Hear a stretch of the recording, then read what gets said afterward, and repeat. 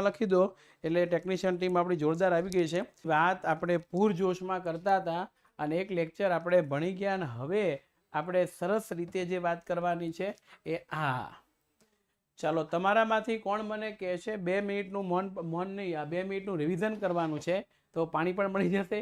આ 2 મિનિટના રિવિઝનની અંદર તમે મને કહી દેશો ઓકે કોઈ ઇસ્યુ નથી. Well done. ચાલો શું ભણ્યા હતા એની આપણે ચર્ચા કરવાના છે અને હું એક સરસ મજાની પેનનો કલર લઈ લઉં. આજે હું વિચારું છું કે હું ગ્રીન કલર લઉં. ચાલો સુપ્રીમ કોર્ટ પ્રસ્તાવના ભણ્યા હતા સર. એક તો પ્રકરણની પ્રસ્તાવના જોઈ, પછી વિવિધ પ્રકારની અદાલત છે એમનું આપણે માળખું જોયું. બરોબર છે. આ જે ત્રિસ્તરીય અદાલત આપણી છે તે બરોબર છે. આ રીતના આવતું હતું ખબર ને, એ સર્વોચ્ચ અદાલત છે, વડી અદાલત છે, તાબાની અદાલતો છે તે બરોબર. Okay okay okay. તો આ બધી જ વસ્તુઓ વિશેની અભ્યાસ આપણે કરી ગયા અને હવે આપણે જેની રાહ જોવાના છીએ એ બહુ સરસ રીતે આજે શું ભણવાના છે એ હું તમને કહી દઉં કે ભાઈ બધી જે અદાલત છે ને એ તમામે તમામ અદાલતના વિવિધ પ્રકારના વિવિધ અધિકાર ક્ષેત્ર એ આપણે ભણવાના છે. અદાલતના વિવિધ પ્રકારના અધિકાર ક્ષેત્ર ભણવાના છે. તો આઈ હોપ કે તમે બધા તૈયાર હશો કે અધિકાર ક્ષેત્ર વિશેની આપણે ચર્ચાઓ કરવાના છે. પહેલું છે મૂળભૂત અધિકાર ક્ષેત્ર.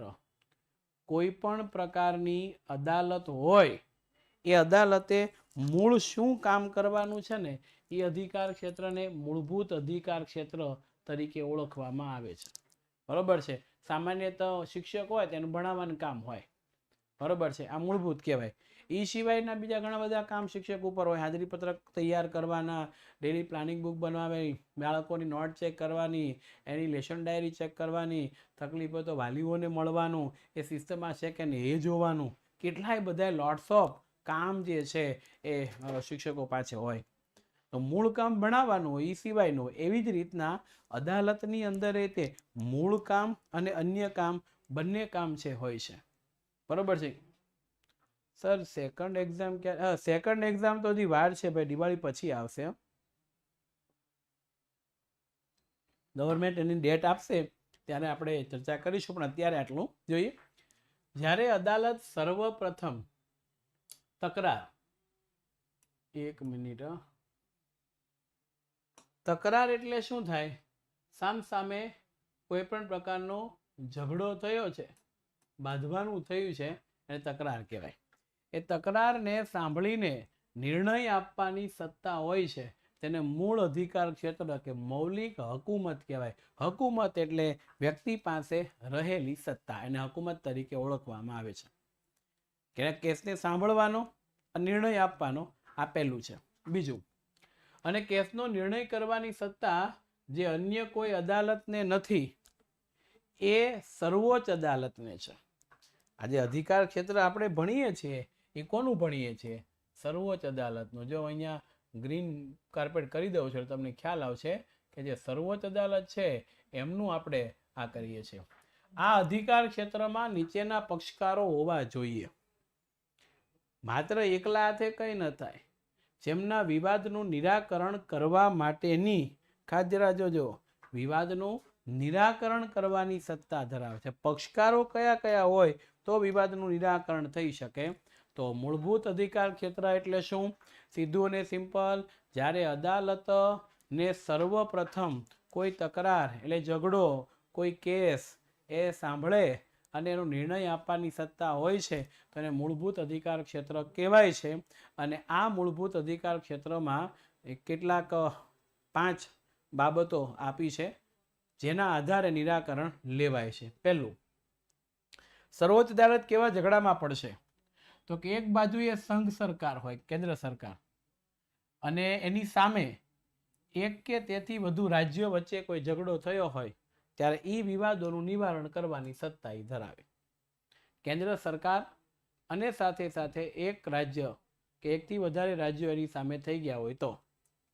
બીજું, એક તરફ ભારત સરકાર છે અને એક કે તેથી વધુ રાજ્ય છે, તો બીજી તરફ એક કે તેથી વધુ કે અન્ય રાજ્યો વચ્ચેનો મતભેદ હોય તો એ તકરારનો સંઘર્ષનો ઉલ્લેખ લાવવાનો છે.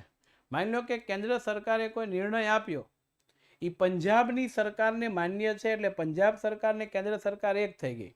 પંજાબ અને કેન્દ્ર સરકાર કેવી થઈ જાય છે? એક થઈ જાય છે. પણ જમ્મુ કાશ્મીર સરકારને માન્ય નથી, રાજસ્થાન સરકારને માન્ય નથી, તો એ એની સામે છે.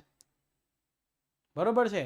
તો આ મુદ્દો અહીંયા આપણને આપ્યો છે. એક બાજુએ રાજ્ય છે, સરકાર છે કેન્દ્રની, અને બીજી બાજુએ એક કે તેથી વધારે રાજ્યો હોય તો આવા જે ઝઘડાઓ છે એના માટે એ ઉકેલ લાવવાનો પ્રયત્ન કરે છે. ત્રીજું, બે કે તેથી વધુ રાજ્ય વચ્ચેની, એટલે કે બરોબર સમજો, સંઘ સરકાર એટલે કેન્દ્ર, નિવારણ એટલે ઉકેલ.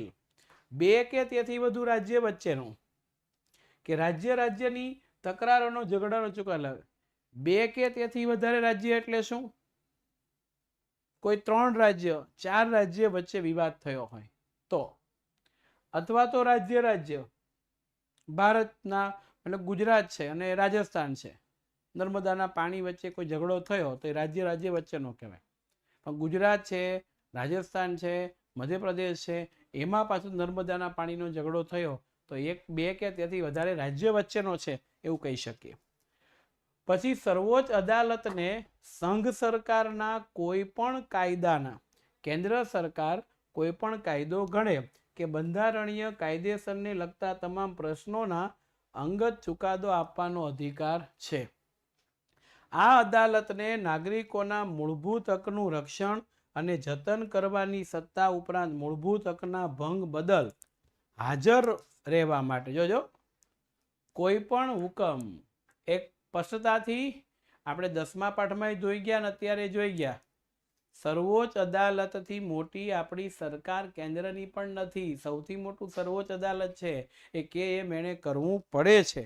એટલે તમારે ધ્યાન એ રાખવાનું છે કે અહીંયા મૂળભૂત હકનો ભંગ થાય એ બદલ હાજર હુકમ, અધિકાર હુકમ કે પ્રતિબંધક હુકમ વગેરે બહાર પાડવાની સત્તા છે.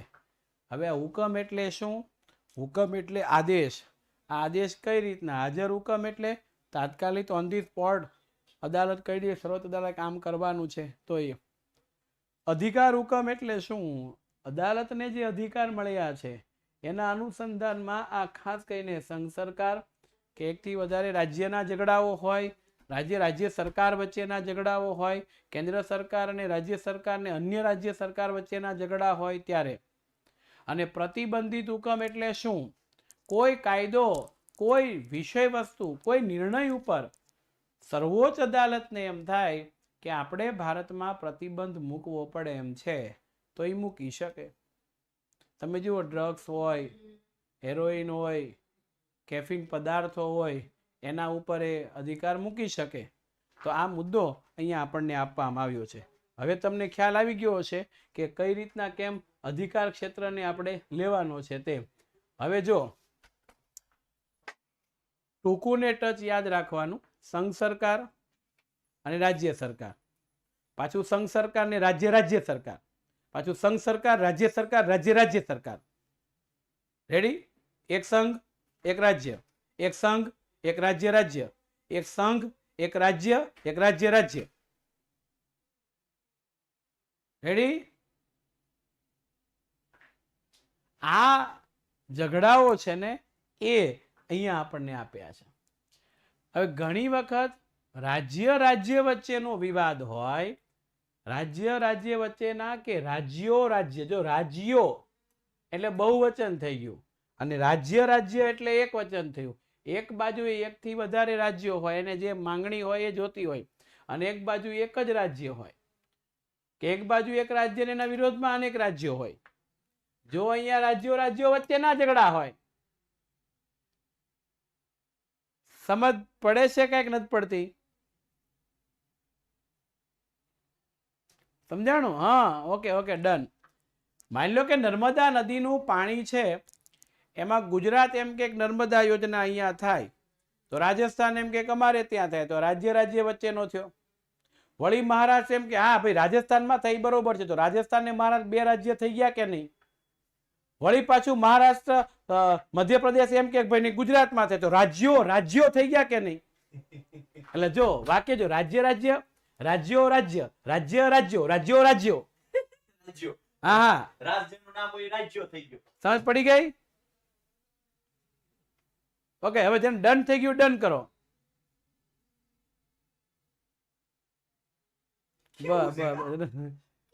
આ બધું પાકા રાજકારણી બનાવી દે એવું છે. રેડી? ઓકે, હવે થઈ ગયું. ચાલો. નદીના પાણીની વહેંચણી, નદીના પાણીનો ઉપયોગ, એના વિવાદો ઉકેલવાની સત્તા સર્વોચ્ચ અદાલતની હકુમત બહાર છે. હકુમત બહાર એટલે ઈ કે એ પ્રમાણે કરવું પડે છે. તે માટે અલગ પાણી ન્યાય પંચ ટ્રિબ્યુનલનો ચુકાદો આપે છે. જો આ એક વસ્તુ એ છે, સર્વોચ્ચ અદાલત પાસે એક વસ્તુ નથી. કઈ? રાજ્ય રાજ્ય રાજ્યો રાજ્ય રાજ્ય રાજ્ય વચ્ચે થઈ રહેલા પાણીઓનો જે ઉકેલ છે તે, અને એને ટ્રિબ્યુનલની વાત આપવામાં આવે છે. તો આ અલગ પાણી ન્યાય પંચ ચુકાદો આપે. સર્વોચ્ચ અદાલતના ચુકાદાઓ અંતિમ હોય છે, અન્યત્ર પડકારી શકાતા નથી. તે બધા માટે શિરોમાન્ય હોય છે. શિરોમાન્યનો મિનિંગ શું થાય ખબર તમને? શિરોમાન્ય એટલે ફરજિયાત અમલ કરવો. ફરજિયાત અમલ કરવો એને શું કહેવામાં આવે છે? શિરોમાન્ય કહેવામાં આવે છે. તો ફરજિયાત અમલ કરવાની વાત આપી છે. તો અદાલત છે એ કે એમ આપણે બધું કરવું પડે. એમાં કોઈ આમ તેમ ચલાવી શકાતું નથી. રેડી? હવે ત્યાંથી થોડુંક આગળ જઈશું એટલે આ બીજું આવશે, અપીલ અધિકાર ક્ષેત્ર. કઈ ઝઘડો થયો હોય તો અપીલ કરવી પડે. પેલું ક્રિકેટ મેચમાં ક્રિકેટ રમતા હોય એટલે આમ બેટ અને સ્ટમ્પને અડી ગયા હોય એ પેલો બોલરો બધા ખેલાડીઓ અપીલ કરે, હાઉસ ધેર,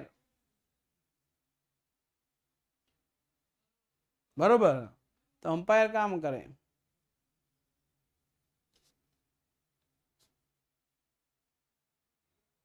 અહીંયા એ જ વાત છે. અપીલ ક્ષેત્રાધિકાર એટલે વિવાદ અધિકાર ક્ષેત્ર.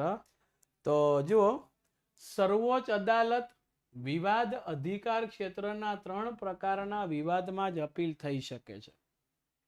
પહેલું, બંધારણીય અર્થઘટનના કેસ. અર્થઘટનનો મિનિંગ થાય ચોક્કસ પ્રકારની તપાસ. કોઈ કાયદાની અંદર બંધારણના અર્થઘટન એ તપાસનો વિષય હોય તો ત્યાં વચ્ચે એ આવશે. દીવાની દાવા અંગેના કેસ, બરોબર છે? ફોજદારી દાવા અંગેના કેસો આ નીચલી અદાલતોમાં ચાલતા હોય, ઉપર જાય તો એ વચ્ચે પડી શકે.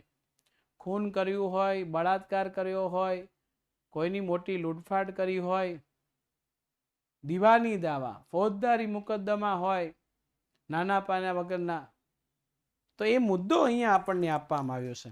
એટલે દીવાની દાવા અને ફોજદારી દાવા, આ બે વસ્તુ આપણે અહીંયા ક્લિયર કરીશું.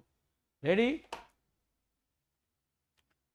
હવે હા મિત્રો, આ ગુનાઓ છે ને એ 2 પ્રકારના હોય. એક દીવાની અને બીજું ફોજદારી. તો હવે જુઓ, ફોજદારી એટલે શું?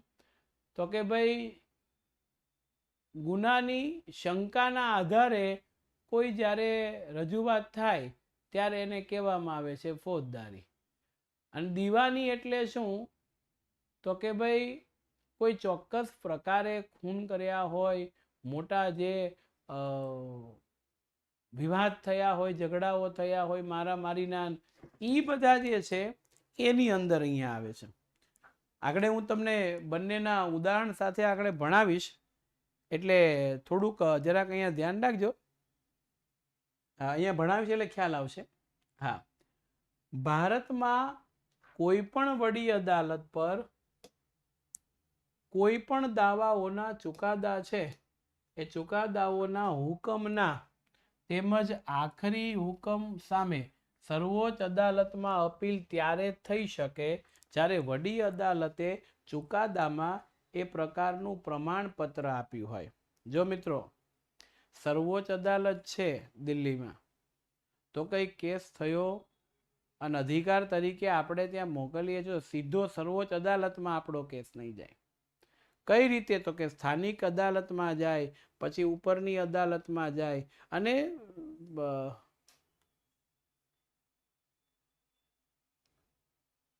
ત્યારે જે વડી અદાલત હોય એ પ્રમાણપત્ર આપે લખાણ કરીને કે ભાઈ આ કાયદો કે આ કેસ કે આ વસ્તુ આ રીતનું છે, એટલે તમારામાં તમે લઈ લો.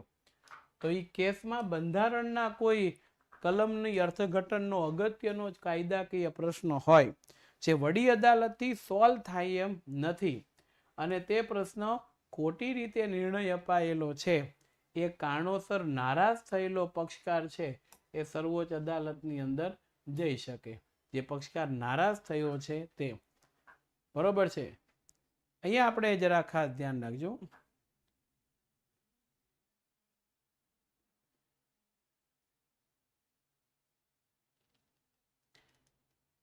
કેફી પદાર્થો છે. કેફી એટલે નશીલા પદાર્થો. એમાં દારૂ આવે, ડ્રગ્સ, હેરોઇન, કોકેન, ચરસ, અફીણ, ગાંજો, આ બધા વિશે તમે યુટ્યુબ ઉપર સર્ચ કરજો એટલે આવી જશે. રેડી? હવે અહીંયા એટલે આ પક્ષકાર છે એ અપીલ કરી શકે. જો કોઈ વડી અદાલત આવું પ્રમાણપત્ર ન આપે, આવી એવું કે નહીં કે ભાઈ આમાં આ કાયદાનો પ્રશ્ન છે ને તમારે સર્વોચ્ચ અદાલતમાં જવું પડશે, તો સર્વોચ્ચ અદાલતને ખાતરી થાય કે ચુકાદામાં બંધારણના અર્થઘટનનો પ્રશ્ન સમાવિષ્ટ છે, તો ખાસ પરવાનગી એટલે કે અપીલ માટે સત્તા આપવાની, ખાસ પરવાનગી માટેની સત્તા આપવાની જોગવાઈઓ છે. આ ધ્યાન રાખજો. બંધારણમાં અર્થઘટનનો પ્રશ્ન સામેલ છે એવું જો વડી અદાલતને જ ખ્યાલ આવી જાય કે ભાઈ આનો નિર્ણય છે એ સર્વોચ્ચ અદાલતમાંથી જ મળે એમ છે, તો ખાસ પરવાનગી આપવાની સત્તા એ વડી અદાલત છે કે ધરાવે છે અને એ એમાં આપે છે. દીવાની દાવા ને ફોજદારી દાવા. હવે જો આવી ગયું બંને, તમે ક્યારનું કહેતા હતા ને એની વાત છે. જોજો, દીવાની ને ફોજદારી દાવા. દીવાની કેસમાં વડી અદાલત એવું પ્રમાણપત્ર આપે કે કેસ વ્યાપક મહત્તા એટલે કે વિશાળતા ધરાવે છે, એમાં કાયદાના અર્થઘટનનો મહત્વનો પ્રશ્ન સમાવિષ્ટ છે, અને તે પ્રશ્નનો નિર્ણય સર્વોચ્ચ અદાલત કરે તે જરૂરી છે. તો સર્વોચ્ચ અદાલતમાં અપીલ થઈ શકે.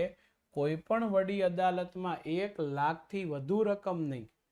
કોઈ નાણાકીય ઝઘડો હોય ને તો 1 લાખથી વધુ રકમના દીવાની દાવાના ચુકાદા કે નિર્ણય વિરુદ્ધ સર્વોચ્ચ અદાલતમાં અપીલ થઈ શકે છે.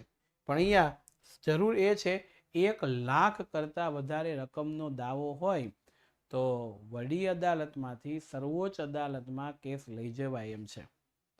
અર્થઘટન એટલે તપાસ કરવી, ચોક્કસ ધ્યાન દેખરેખ કરવું, એની વાત આપણને આપી છે, તો એ આપણે કરી શકીએ છીએ. ફોજદારી કેસની અંદર હવે જ્યારે ગંભીર ગુનાઓ હોય, મૃત્યુદંડની સજા ને બધું હોય ત્યારે શું કરવું એની વાત છે. ફોજદારી કેસમાં નીચલી અદાલતે આપેલા મૃત્યુદંડની સજામાંથી મુક્ત કર્યો હોય, પરંતુ વડી અદાલતને આરોપીને મૃત્યુદંડની સજા ફરમાવી હોય. નીચલી અદાલતે શું કર્યું છે?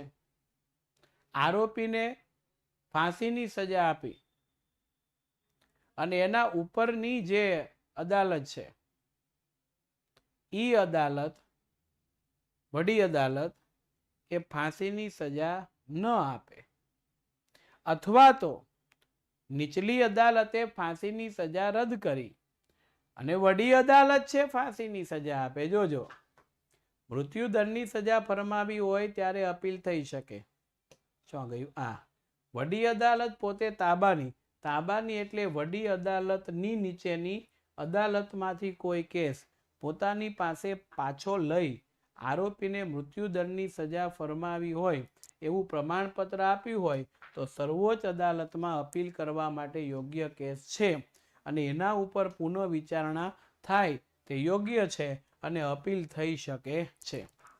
બરોબર છે. નીચલી અદાલત જોજો, નીચલી અદાલત ફાંસીની સજા મૃત્યુદંડની આપે તો વડી અદાલતમાં અપીલ કરી શકાય, ફેરફાર કરી શકાય. સમજાય છે? અને વડી અદાલતને ક્યારેક એવું થાય કે આ સજા ખોટી રીતના છે, આમ છે તે, તો એ ઉપર લઈ શકે, અપીલ થઈ. અને સર્વોચ્ચ અદાલત પોતાના આપેલા ચુકાદાઓનું પોતે જ પુનરાવર્તન કરી શકે છે. સર્વોચ્ચ અદાલતે ફાંસીની સજા આપી, નીચલી અદાલત એમ કે એના વખત વિચાર કરવા જેવું ખરું, તો એ ફરીથી એના એ જ ચુકાદાને ફરી વખત અમલમાં મૂકે, પુનઃ સમીક્ષા માટે મૂકે. અન્ય કોઈ પણ અદાલતમાં ચાલતા કેસને પોતાની અદાલતમાં તબદીલ એટલે કે ટ્રાન્સફર કરી શકે. આ ધ્યાન રાખજો, તબદીલ કરવું એટલે શું થાય? ટ્રાન્સફર કરવું. મમ્મી તમારી સાથે કઈ માથાકૂટ કરતા હોય, પપ્પા આવે એટલે પપ્પા શું કરે, શું થયું છે એમ પૂછે, એટલે પપ્પા તરત જ જોવે, પપ્પા તરત જોઈ અને શું કરે? નિર્ણય આપવાનો પ્રયત્ન કરે કે ભાઈ આ આમ કરો, તેમ કરો, તેમ. અને બીજું કે સંસદ કાયદા ઘડીને અદાલતની સત્તા અધિકારમાં શું કરે છે? વધારો કરી શકે છે. કાયદા ઘડી અને એની વાત આપણને આપે છે. હા, અદલા બદલી કરી નાખવે એ બરોબર છે. હવે અહીંયા હા, દરેકે જો મિત્રો, દરેકે દરેક ઝઘડામાં પૈસાનો સવાલ હોય એવું હોતું નથી. તો નાણાકીય સવાલ ન પણ હોઈ શકે, એ પણ આપણને આપ્યું છે. સલાહ અધિકાર ક્ષેત્ર. સર્વોચ્ચ અદાલત છે એને કોઈની સલાહ લેવાની જરૂર પડે તો એ લઈ શકે. કે રાષ્ટ્રપતિ છે એ પણ સર્વોચ્ચ અદાલતની સલાહ લઈ શકે. પણ રાષ્ટ્રપતિને માનવું કે નહીં કે એ બધું પછી એના ઉપર આધાર હોય છે. થોડુંક આને સમજો. સલાહકાર અધિક્ષેત્રમાં જો રાષ્ટ્રપતિ અમુક ચોક્કસ બાબતના પ્રશ્નો કે અગત્યના કાયદાકીય પ્રશ્નો હોય અથવા જાહેરી એટલે દેશના લોકોને અસર કરતા કોઈ મુદ્દો હોય તો સર્વોચ્ચ અદાલતનો અભિપ્રાય યોગ્ય લાગે તો તે પ્રશ્નો માટે રાષ્ટ્રપતિ સર્વોચ્ચ અદાલતને વિચારણા માટે મોકલી શકે. રાષ્ટ્રપતિને એમ થાય ભાઈ હું આમાં ડિસિઝન લઈ શકું એમ નથી, આ ડિસિઝન લેવામાં મારે થોડીક તકલીફ પડે છે, તો આ પ્રશ્ન રાષ્ટ્રપતિને વિચારણા માટે મોકલી શકે એમ છે. આ જોગવાઈ હેઠળ કાયદાનો પ્રશ્ન, હકીકતનો કોઈ પ્રશ્ન કે બંધારણીય અર્થઘટનનો કોઈ પ્રશ્ન હોય, ખરડાના કાયદેસરતાનો પ્રશ્ન હોય તો રાષ્ટ્રપતિ સર્વોચ્ચ અદાલતની સલાહ મેળવી શકે છે. પરંતુ જો સર્વોચ્ચ અદાલત વિચારણા હેઠળ મોકલેલ પ્રશ્ન વિચારણા કે અભિપ્રાય આપવાનું યોગ્ય ન જણાય તો સર્વોચ્ચ અદાલત રાષ્ટ્રપતિને પરત મોકલી શકે. અને જો અભિપ્રાય કે સલાહ આપે તો એ સલાહ કે અભિપ્રાય રાષ્ટ્રપતિને માનવા માટે બંધન કરતા નથી. ટૂંકું ને ટચ, આટલું બધું યાદ ન રહે કઈ ચિંતા નહીં. શું છે?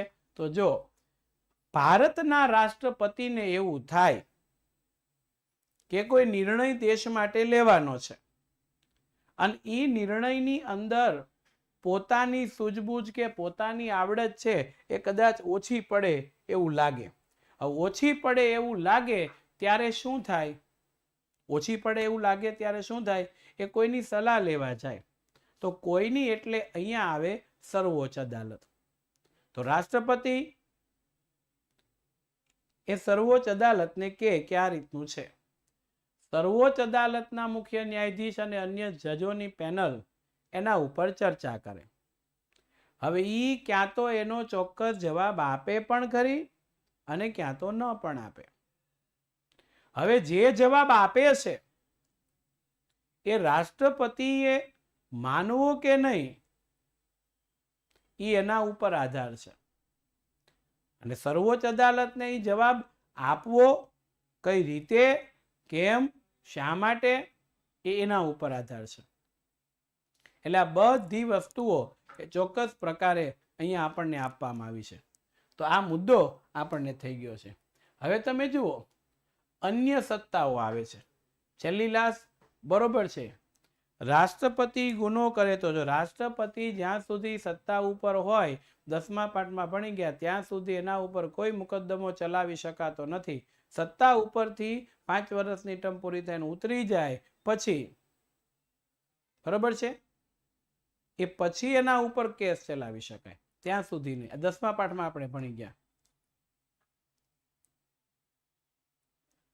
અન્ય સત્તાઓ છે, સર્વોચ્ચ અદાલતને અગાઉ આપેલા કોઈ પણ નિર્ણય કે ચુકાદા છે એ પુનઃ સમીક્ષા એટલે પુનઃ વિચારણા કરવાની સત્તા છે. અને સર્વોચ્ચ અદાલત અદાલતી તિરસ્કાર માટે સજા ફરમાવી શકે. તિરસ્કાર એટલે શું થાય ખબર? જે કાયદો સર્વોચ્ચ અદાલતે ઘડ્યો છે અને એ તમે માનતા નથી, એનું પાલન કરતા નથી, એને તજી દ્યો છો, એટલે એને તિરસ્કાર કહેવાય. અને આ તિરસ્કાર માટે સજા ફરમાવી શકે. રાષ્ટ્રપતિ કે ઉપરાષ્ટ્રપતિ ચૂંટણી માટેના અને ચૂંટણી પંચના કેટલાક વિવાદ હોય તો એ ઉકેલવાની સત્તા ધરાવે છે. નાગરિકોના મૂળભૂત હકોના રક્ષણ કરવાના સંબંધમાં અને કારોબારીના કોઈ પણ પગલાંને, કાયદાને, આદેશને કે હુકમને જે બંધારણ સાથે સુસંગત નથી એના આધારે હુકમને ગેરબંધારણીય એટલે રદબાતલ કરવાની સત્તા ધરાવે છે. આ રદબાતલ કરવાની જે સત્તા છે એ સત્તા બંધારણીય ઇલાજના હકના હેઠળ રાખવામાં આવે છે. અને એમાં સર્વોચ્ચ અદાલત બંધારણના નાગરિક અને હકના વાલી તરીકે ફરજ અદા કરે. જો સર્વોચ્ચ અદાલત છે એને જો ખોટું લાગતું હોય કે દેશના નાગરિકો માટે આ રચના, આ કાયદો, આ નિયમ ખોટો થાય છે, તો એક વાલી તરીકે એ તરત જ જે તે વડી અદાલત હોય તો એને, રાજ્ય સરકાર હોય તો એને, કેન્દ્ર સરકાર હોય તો એને તરત જ ટકોર કરે છે અને ફટાફટ એનો ઉકેલ લાવવાનો પ્રયત્ન કરવાનું કહે છે. વાલી તરીકે આ મુદ્દો આપણને આપવામાં આવ્યો છે, બરોબર છે. તો એ મુદ્દો છે. રાષ્ટ્રપતિને ભૂલ થાય તો મેં કીધું સત્તા ઉપર જ્યાં સુધી રાષ્ટ્રપતિ છે ત્યાં સુધી એને કશું જ કોઈ જાતનું કંઈ કરી શકાતું નથી. સત્તા ઉપરથી ઉતરે ત્યાર પછીની વાત છે. હવે નજીરી અદાલત છે. નજીરી અદાલત એટલે કોઈ અલગથી અદાલત નથી ભાઈ. દરેકે દરેક અદાલતમાં જેટલા પણ કેસ ચાલ્યા હોય એ કેસનો આવેલો ચુકાદો સાચવીને રાખવો એને કહેવાય નજીરી અદાલત. એ ગુજરાતી શબ્દ છે. અંગ્રેજી થાય કોર્ટ ઓફ રેકોર્ડ્સ.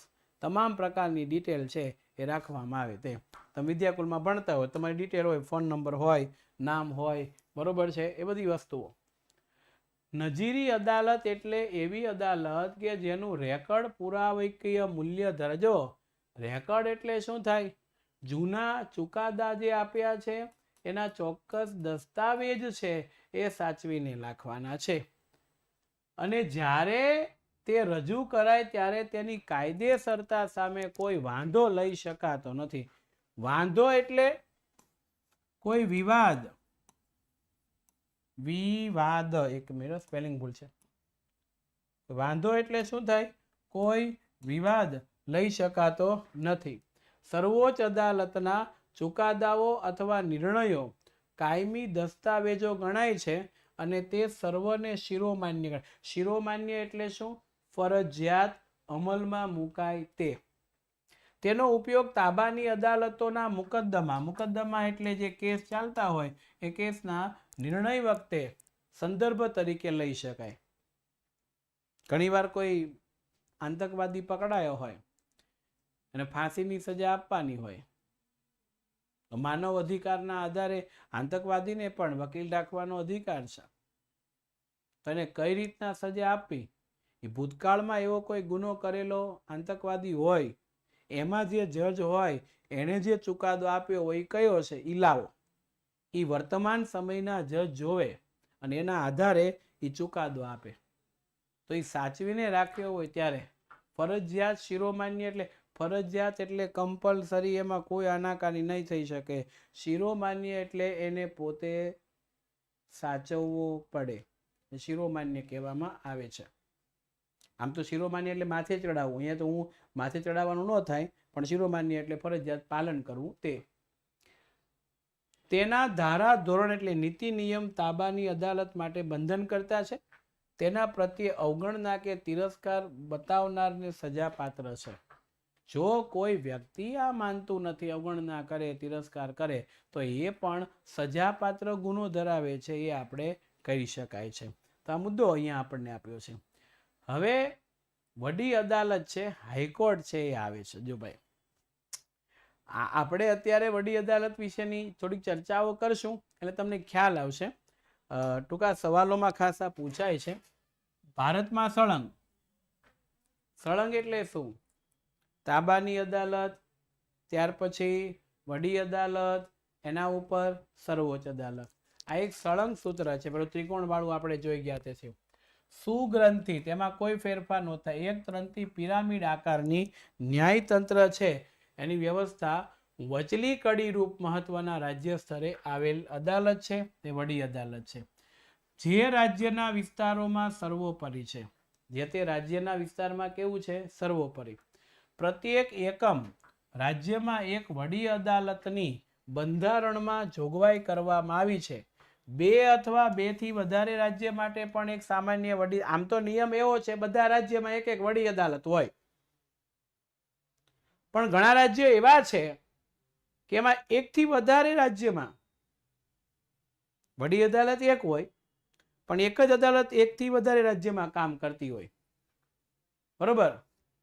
દાખલા તરીકે સામાન્ય વડી અદાલત રચવાની સત્તા રાષ્ટ્રપતિની છે, પણ ભારતમાં આજે પંજાબ, હરિયાણા અને ચંદીગઢ, આ યાદ રાખજો, આ 3 રાજ્યની વચ્ચે એક જ વડી અદાલત છે. તે જ પ્રમાણે આસામ વડી અદાલતની હકુમત આસામ ઉપરાંત આસામની અંદર જે વડી અદાલત છે એના સિવાય મણિપુર, મેઘાલય, નાગાલેન્ડ, ત્રિપુરા, મિઝોરમ ને અરુણાચલ પ્રદેશ સુધી વિસ્તરેલી છે. આ 1, 2, 3, 4, 5, 6, 7 પેલા 7 સિસ્ટર જુદા પડ્યા હતા ને, ઇતિહાસના પ્રકરણમાં આપણે જોઈ ગયા. વચલી એટલે વચ્ચેની, મધ્યસ્થ એટલે પણ વચ્ચેની થાય, 2 વચ્ચે સમાધાન કર મધ્યસ્થ છે તે. જો પંજાબ, હરિયાણા અને ચંદીગઢ વચ્ચે એક જ રાજ્યની એક જ વડી અદાલત, અને આસામ, મણિપુર, મેઘાલય, નાગાલેન્ડ, ત્રિપુરા, મિઝોરમ ને અરુણાચલ પ્રદેશમાં એક જ વડી અદાલત છે, કે જે ક્યાં છે? આસામની અંદર છે. એને આ બધા અસર કરે છે. હવે આની રચના કેવા પ્રકારની, કઈ રીતના? સર્વોપરી એટલે બધી જગ્યા ઉપર માન્ય રાખવામાં આવે છે, એને કહેવામાં આવે છે સર્વોપરી. જે બધી જગ્યા હોય છે, એટલે એવું નહીં કે પંજાબ છે એક જ અદાલત છે તો એ 3 એને માન્યતામાં રાખવી પડે. બરોબર? આપણને ક્લિયર થવો જોઈએ. હવે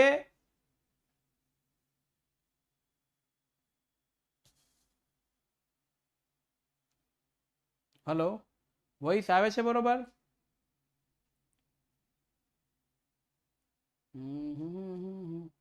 ઓકે, એક જ મિનિટ હું જોડાવી લઉં છું. વોઇસ બરોબર આવે?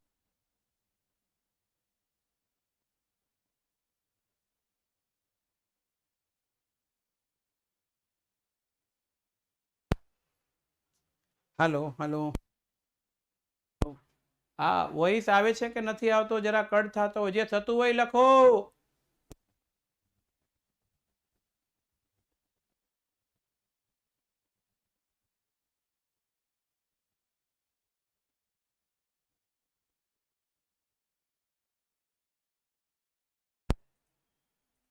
હલો.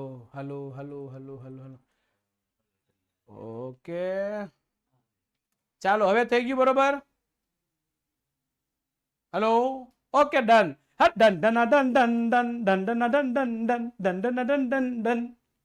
ચિંતા નોટ. હા, દંડ થઈ ગયા, મજા આવી ગઈ. ચાલો, વડી અદાલત છે, વરિષ્ઠ એટલે મુખ્ય. એ એક આખી જે અદાલત હોય ને એમાં એક જ એવા ન્યાયાધીશ હોય જે ઓર્ડર કરી ન્યાય આપતા હોય, વરિષ્ઠ મુખ્ય અધિકાર, મુખ્ય ન્યાયાધીશ. એ સિવાયના બીજા સામે બેઠા હોય. રેડી? ખ્યાલ આવી ગયો બધાને? વરિષ્ઠ એટલે મુખ્ય.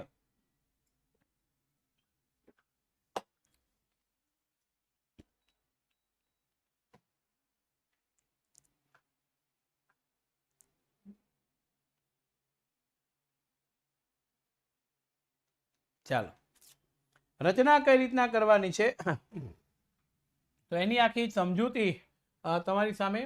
વડી અદાલતના મુખ્ય ન્યાયાધીશની નિમણૂક કોણ કરે? રાષ્ટ્રપતિ કરે. પણ એ કોને સાથે રાખે? તો કે સર્વોચ્ચ અદાલતના જે વરિષ્ઠ ન્યાયાધીશ હોય છે તે, અને સંબંધિત રાજ્યના રાજ્યપાલ સાથે. જો હું એક ઉદાહરણ આપું, માની લો કે ગુજરાતમાં વડી અદાલત છે અને એના ન્યાયાધીશ ની નિમણૂક કરવાની છે. ઓકે, વડી અદાલતના ન્યાયાધીશની નિમણૂક કરવાની છે તો કોણ હાજર હશે? તો જો કીધું વડી અદાલતના મુખ્ય ન્યાયાધીશ નિમણૂક કરવા માટે રાષ્ટ્રપતિ, એટલે પહેલો માણસ કોણ હાજર હોય? ભારતના જે રાષ્ટ્રપતિ હોય ને તે. બીજું, સર્વોચ્ચ અદાલતના વરિષ્ઠ ન્યાયાધીશ, એટલે આપણે દિલ્હીની અંદર આવેલ સર્વોચ્ચ અદાલત છે એ સર્વોચ્ચ અદાલતના વરિષ્ઠ ન્યાયાધીશ આ તે સર્વોચ્ચ વરિષ્ઠ ન્યાયાધીશ અને સંબંધિત રાજ્યના રાજ્યપાલ. ગુજરાત રાજ્યની અંદર નિમણૂક કરવાની છે તો ગુજરાત રાજ્યના જે રાજ્યપાલ છે ત્રીજા ઈ રાજ્યપાલ આવશે. એટલે 3 વ્યક્તિઓ ભેગા થશે. ભારતના રાષ્ટ્રપતિ છે, સર્વોચ્ચ અદાલતના વરિષ્ઠ ન્યાયાધીશ છે અને જે તે રાજ્યના રાજ્યપાલ. પંજાબની અંદર જો એ કરવાનું હોય તો પંજાબના રાજ્યપાલ આવશે. રેડી? ખ્યાલ આવી ગયો ને? એટલે આ રીતે છે. તો હવે આને હું જરાક સર્વોચ્ચ અદાલતના ન્યાયાધીશોને પોતપોતાના ઘરે મોકલી દઉં અને મારે આગળ ભણાવવાનું છે તે ભણાવવાનું ચાલુ કરી દઉં. એ ચર્ચા વિચારણા કરવું. હવે જો ચર્ચા વિચારણા કરવું એટલે શું? એકબીજાની સાથે વાતચીત કરવી. આ ચર્ચા વિચારણા એટલે વાતચીત કરવી અને ચોક્કસ પ્રકારનો ન્યાય લેવો. ચોક્કસ પ્રકારે ન્યાય છે એ લેવામાં આવે તો એની વાત આપણને આપે છે. હવે જુઓ, અન્ય ન્યાયાધીશોની નિમણૂકમાં વડી અદાલતના મુખ્ય ન્યાયમૂર્તિની સાથે વિચાર વિમર્શ કરવામાં આવે. અન્ય એટલે શું? વડી અદાલતમાં એક હોય એ સિવાયના વ્યક્તિઓ છે એ અહીંયા રજૂ કરે છે. હવે અલબત્ત, અલબત્ત એટલે પરંતુ. અલબત્તનો મિનિંગ શું થાય? પરંતુ. રાષ્ટ્રપતિ એટલે વડાપ્રધાન અને પ્રધાનમંડળની સલાહ અનુસાર વર્તનાર રાષ્ટ્રપતિ એ અભિપ્રેત છે. કહેવાય રાષ્ટ્રપતિ 10મા પાઠમાં આપણે જોઈ ગયા કે રાષ્ટ્રપતિ સત્તા ઉપર રહે, બધુંય કામ ઈ કરે, પણ વડાપ્રધાન અને એનું પ્રધાનમંડળ કે ઈ પ્રમાણે જ એને કરવાનું હોય છે. રેડી? આપણે જોઈ ગયા. એટલે મુદ્દો અહીંયા ઈ આપણને આપ્યો છે. તેથી વડાપ્રધાનની અને મુખ્યમંત્રીની સાથે ચર્ચા વિમર્શ કર્યા અનુસાર વડી અદાલતોના ન્યાયાધીશોની નિમણૂક થાય છે. વડી અદાલતના ન્યાયાધીશોની મુદ્દત 62. આ યાદ રાખજો, ઓબ્જેક્ટિવમાં પૂછાય. વડી અદાલતના ન્યાયાધીશ કેટલા વર્ષ સુધી સત્તા ઉપર રહે? તો 62 વર્ષની યર સુધી એ સત્તા ઉપર રહેશે. અને રાષ્ટ્રપતિને સંબોધીને રાજીનામું. જો આ પણ યાદ રાખજો, વડી અદાલતના મુખ્ય ન્યાયાધીશ કોને સંબોધીને રાજીનામું આપે? તો એ રાષ્ટ્રપતિને ઉદ્દેશીને રાજીનામું આપે કે આદરણીય રાષ્ટ્રપતિ શ્રી, હું ફલાણાભાઈ ઢીકડાભાઈ આ રાજ્યના આ તારીખથી આ દિન સુધી આ વડી અદાલતનો મુખ્ય ન્યાયાધીશ છું. આ કારણોસર મારે રાજીનામું આપવું પડે છે અને હોદ્દાનો ત્યાગ કરું છું, જેની હું તમને જાણ કરું છું. તો એ લેખિતની અંદર જાહેર કરવું પડે છે. વડી અદાલતના કોઈ પણ ન્યાયાધીશોને તેમની સામેના ગેરવર્તન કે ગેરરીતિના કારણોસર રાષ્ટ્રપતિ બંધારણની જોગવાઈ અનુસાર સંસદમાં મહાભિયોગની કાર્યવાહીની પ્રક્રિયા પૂર્ણ કર્યેથી આરોપ સાબિત થયેથી હોદ્દા ઉપરથી બરતરફ કરી શકે. આ ચેપ્ટર નંબર 10 ભણી ગયા. જે રીતે રાષ્ટ્રપતિ ઉપર મહાભિયોગની કાર્યવાહી થાય ને એ જ રીતે સંસદની અંદર રાષ્ટ્રપતિ બંધારણીય જોગવાઈ અનુસાર સંસદમાં મહાભિયોગની કાર્યવાહી પૂર્ણ થાય કરીએથી આરોપ સાબિત થાય હોદ્દા ઉપરથી બરતરફ થાય એવી પણ સત્તા અહીંયા છે. મહાભિયોગ એટલે વિશિષ્ટ પ્રકારની કાર્યવાહી કરવામાં આવે જેમાં સંસદના હાજર રહેલા સભ્યોનું મતદાન થાય અને સ્પષ્ટ બહુમતીથી એમાં આ વ્યક્તિ કાર્ય કરવામાં ચાલે તેમ નથી કે અસક્ષમ છે, દેશને નુકસાન થાય છે એવું જ્યારે સાબિત થાય ત્યારે એ આખી જે પ્રોસેસ છે, પ્રક્રિયા છે એને મહાઅભિયોગ તરીકે ઓળખવામાં આવે છે. વડી અદાલતના ન્યાયાધીશ એ ભારતના કોઈ પણ રાજ્યમાં બદલી કરી શકાય છે. જો ભાઈ એવું ને કંઈ ફિક્સ ગુજરાતમાં થયા તો ફિક્સ એવું ને ગમે ત્યાં થઈ જશે. વડી અદાલતના ન્યાયાધીશની સંખ્યા એક સરખી હોતી નથી. જો કોઈ રાજ્ય નાનું હોય તો ત્યાં વડી અદાલતના ન્યાયાધીશોની સંખ્યા ઓછી હોય છે. અને એ કોના આધારે નક્કી થાય તો એના પરિસ્થિતિના આધારે, વસ્તીના આધારે, કેસ કેવા પેન્ડિંગ છે એના આધારે. રાષ્ટ્રપતિને જરૂર જણાય તેવા પડતર એટલે કે જૂના કેસોની સંખ્યા અને કામકાજનો બોજ ધ્યાનમાં રાખીને 2 વર્ષની મુદ્દત માટે એડહોક ધોરણે વધારાના કાર્યવાહી હાઈકોર્ટના ન્યાયાધીશોની નિમણૂક પણ કરી શકે છે. એડહોક ન્યાયાધીશ, મુખ્ય ન્યાયાધીશ એક છે. હવે રાષ્ટ્રપતિને એમ થયું ગુજરાતમાં એટલા કેસ ચાલે છે, એ પડતર છે, એ આ એકથી પૂરા નહીં થાય તો એ બીજા ન્યાયાધીશોની નિમણૂક કરે. બીજા ન્યાયાધીશ છે એ 2 વર્ષના સમયગાળા માટે હોય છે, બરાબર છે, એને એડહોક કહેવામાં આવે છે, 2 વર્ષની મુદત માટે. સર્વોચ્ચ અદાલતને વડી અદાલતોનું કામકાજ અંગ્રેજી ભાષામાં થાય છે, પણ જો કોઈ રાજ્યની ધારાસભા પોતાની રાજ્યની ભાષામાં જે તે રાજ્યની વડી અદાલતમાં પોતાનું કામકાજ કરવા માંગે તો એ રાજ્યની વડી અદાલતમાં એ ભાષામાં કામ કરે.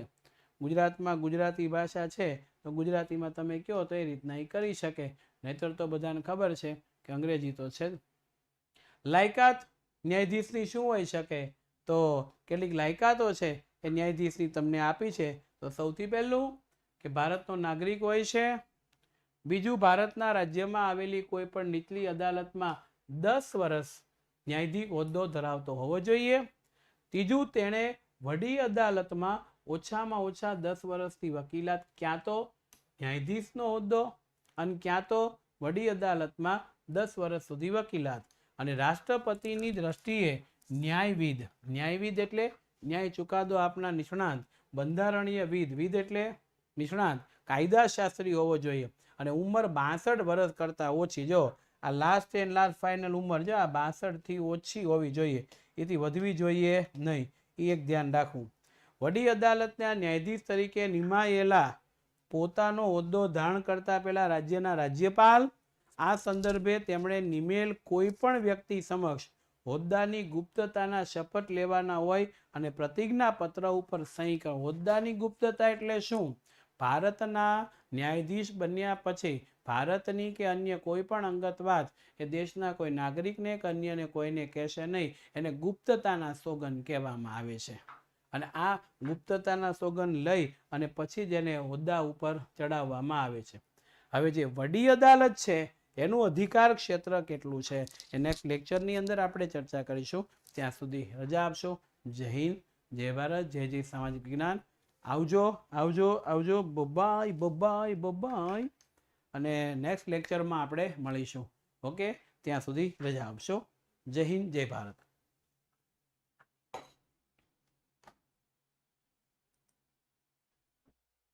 હા, ત્યાં સુધી રજા આપશો. જય હિન્દ, જય ભારત, જય